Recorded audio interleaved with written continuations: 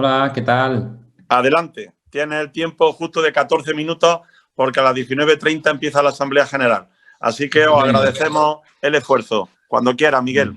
Muchísimas gracias, doctor Cózar. Pues nada, a continuación el doctor Alonso Prieto, jefe de Servicio de Urología del Complejo Asistencial Universitario de León, nos expondrá la presentación triple neurectomía laparoscópica y con asistencia robótica.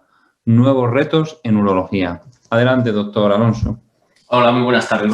Quiero agradecer a la Asociación Española la invitación. Voy a hablar de una técnica que es la triple neurectomía, que sirve para una entidad en concreto, que es el dolor inguinal crónico neuropático, que está especialmente descrito en el contexto de las hernioplastías que realizan los cirujanos generales, pero que puede verse en cualquier tipo de cirugía inguinal, radioterapia o traumatismos a ese nivel. Obviamente, los cirujanos generales son los que más habitualmente operan este tipo de patologías, pero pueden ser abordadas por otros especialistas, cirujanos plásticos, neurocirujanos especialistas en cirugía de nervios periféricos y luego anestesistas en el contexto de unidades del dolor. Por lo tanto, tiene un abordaje multidisciplinar. Pero también el urólogo tiene un papel preponderante. ¿Por qué? Porque el urólogo también realiza incisiones inguinales, varicocele, orquiectomía, y porque esta patología puede tener su repercusión en la esfera sexual que aborda el urólogo.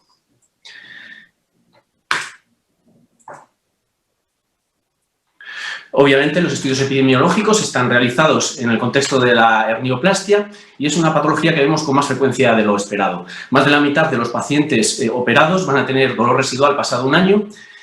El 15% de los pacientes pueden tener un dolor moderado severo que puede llegar a ser invalidante y entre un 11 y un 15% pueden tener interferencia con su actividad diaria, como puede ser incluso el caminar. Existe una serie de factores de riesgo que pueden predisponer a una mayor posibilidad de padecer este tipo de problema. El que sean pacientes jóvenes, el que exista una historia de dolor perioperatorio previo, que exista una cirugía previa cercana al área en el que se va a realizar la cirugía, lumbotomías, toracotomías, que hayan presentado un dolor posoperatorio severo, que además tengan complicaciones como hematomas o infecciones, se da más frecuentemente en mujeres y más en la cirugía abierta frente al abordaje laparoscópico. El diagnóstico es eminentemente clínico, no vamos a disponer de criterios mayores y menores al revés que en el nervio pudendo y la lesión puede ser como consecuencia de una lesión nerviosa primaria o bien secundaria al hematoma o infección que haya al nivel. Es importante realizar una historia clínica detallada donde tenemos que ver el tipo de cirugía que se ha realizado, si ha existido o no complicaciones y si existe o no una repercusión en la esfera sexual, ya que un 7% van a tener disfunción eréctil o bien alteraciones de la eyaculación.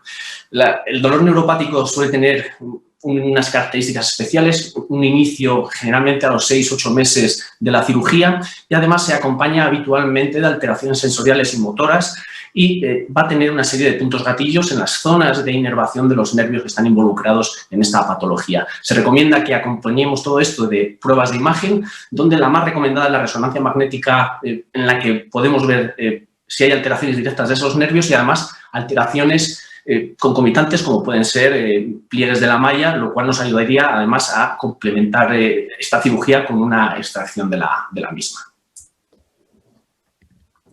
Es importante saber qué es lo que vamos a operar y por lo tanto vamos a hacer un recordatorio de la anatomía. Obviamente vamos a eliminar estos tres nervios, el ilio hipogástrico, el ilio inguinal y el génito femoral.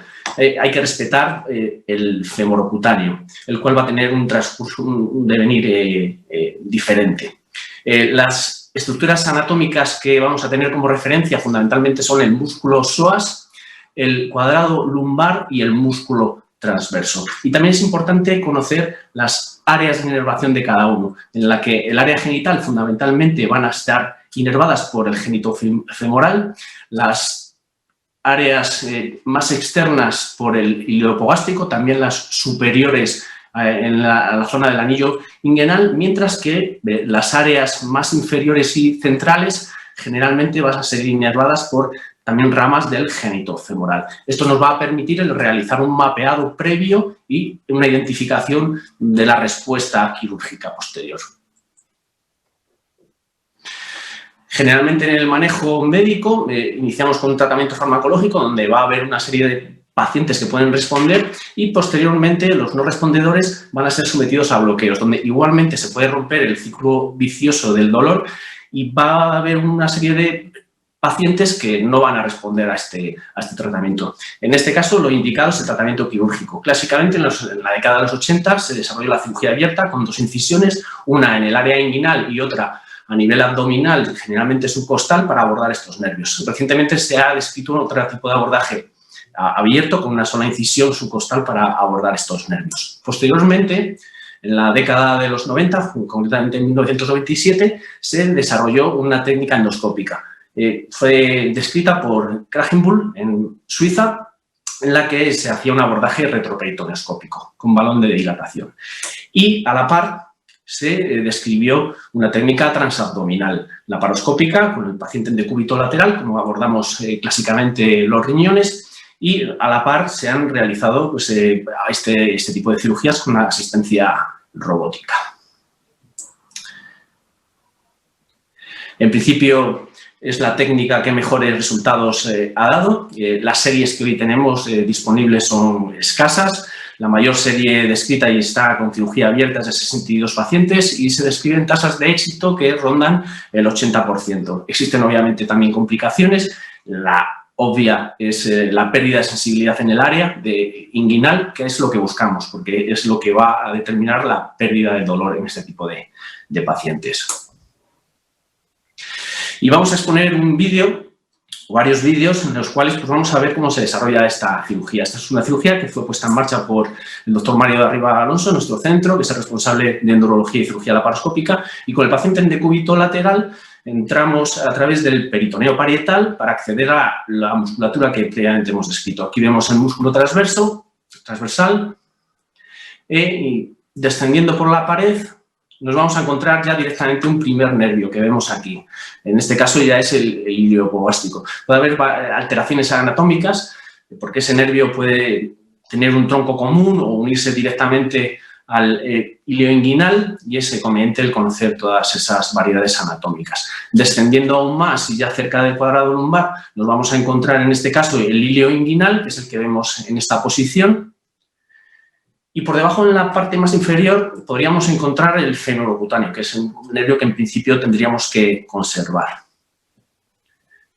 La cirugía robótica, como es en este caso, pues permite una mejor identificación de estas estructuras, un manejo más limpio. Aquí vemos el cuadrado lumbar, el transverso, y seguimos descendiendo para encontrarnos con el músculo psoas, que es el que estamos exponiendo en esta imagen. Aquí nos vamos a encontrar en muchas ocasiones la cintilla, que no siempre es fácil de distinguir del nervio genitofemoral, y un poco más arriba es donde nos vamos a encontrar el nervio genitofemoral, que es en este caso el que tenemos que seccionar. Una vez identificados, aquí los tenemos, pues procedemos a una sección de los mismos para un análisis anatomopatológico.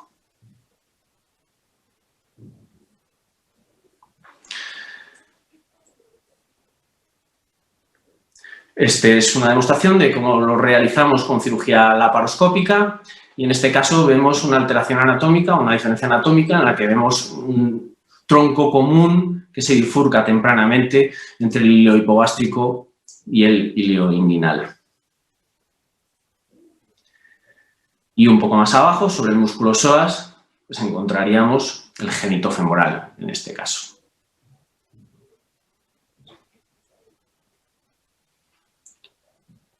Y en ocasiones podemos encontrarnos un único tronco, como es este caso. Es una técnica que en principio para el urólogo es relativamente sencilla. Estamos habituados al retroperitoneo, es una posición que generalmente pues, abordamos con frecuencia. Y yo creo que el urólogo, tanto para el diagnóstico y manejo clínico, que generalmente nos viene derivado de las unidades del dolor, pues es una patología que puede resultar interesante. Muchas gracias, esto es todo. Muy bien, creo que ya tenemos tiempo, tenemos unos minutos, ¿verdad, doctor Cózar? Bueno, en primer lugar, felicitar al doctor Alonso. Sí, tiene, efectivamente, hay unos 4 minutos, incluso 5, Miguel. Adelante. Venga, estupendo. Gracias, doctor Cózar. En primer lugar, como digo, felicitar al doctor Alonso por su presentación. Enhorabuena, Miguel Ángel, sobre todo por los vídeos, y me gustaría preguntarte por los pros y contras que pueden existir entre las distintas vías de abordaje, especialmente trans y retroperitoneal, y hasta qué punto crees que la cirugía robótica puede ser interesante en esta cirugía.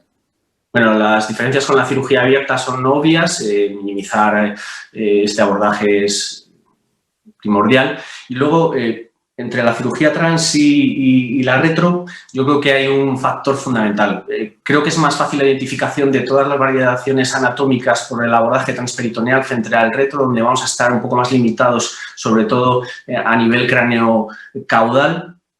Y nos va a permitir, que, en el caso de que haya alteraciones derivadas de la malla o complicaciones asociadas, solucionarlas a la vez, por ejemplo, una retirada de la malla. En cuanto a la asistencia robótica, pues estamos en lo de siempre. ¿Es absolutamente necesario el robot para...? Pues obviamente no. ¿Facilita la identificación de los nervios? ¿Es ergonómico?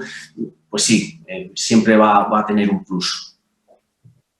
Estupendo. Ya la última pregunta que me gustaría formularte sobre el teórico papel que la neurofisiología intraoperatoria puede aportar en la identificación de los nervios. ¿Qué opinas sobre esto? Bueno, no hay nada descrito en cuanto al papel de la neurofisiología en esta patología, al contrario que en el nervio pudendo.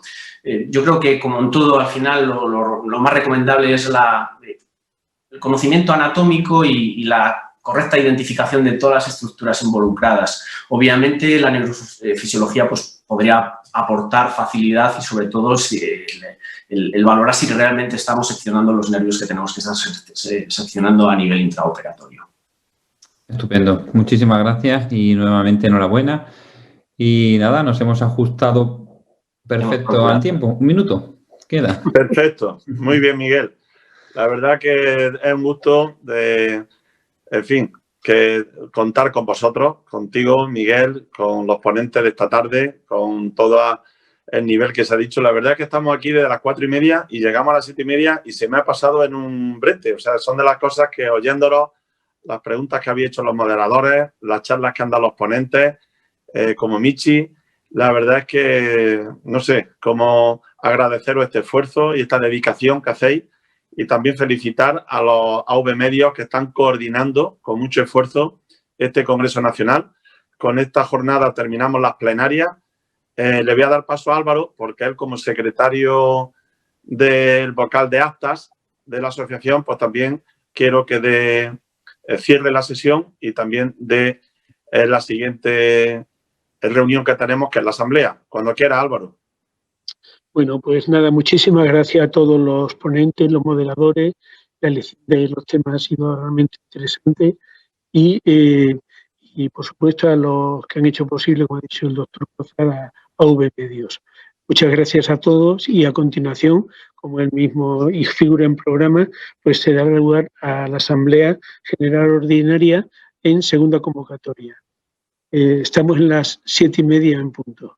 Muchas gracias a todos y a todos los escuchantes. Muy bien, gracias. Gracias a todos.